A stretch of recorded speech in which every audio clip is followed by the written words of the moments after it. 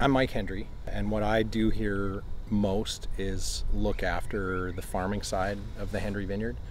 In total, we have 114 acres of vines, and we have that divided into many smaller blocks, as we call them, that are parcels of land that combine variables that are important in the winemaking process. So our vineyard is at least unusually well suited to doing a number of different things. We grow 10 different varietals here.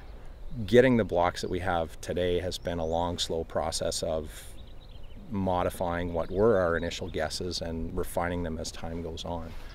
And that's one of the real advantages to having farmed in the same place for 70 years. We've had several chances to bring vineyards to maturity, see what's worked well, identify areas within those vineyards that are more or less vigorous, and then in further replantings, refine the way we divide the irrigation systems, the blocks, the way we isolate different soil types. But in my opinion, the most important factor in the production of quality grapes is controlling the water status of the vines, and controlling the amount of water that grapevines have has all kinds of important implications for the way the grapes and the wine taste. And it's no coincidence that really all of the serious wine regions of the world are in places that have typically dry summers.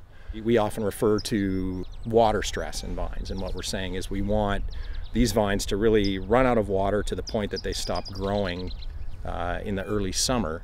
And then from that point forward, the sugars that are being produced in the leaves are largely being concentrated in the grapes, and some are being used to start plant growth the following year, but they're not being used to produce new shoots and leaves and woody tissue. So controlling the water that's available to the vine and having them stop growing at that point in the summer is one of the very important things. But I think the most important thing about our wines is our vineyard. And our vineyard across the board produces low yielding, intensely flavored fruit.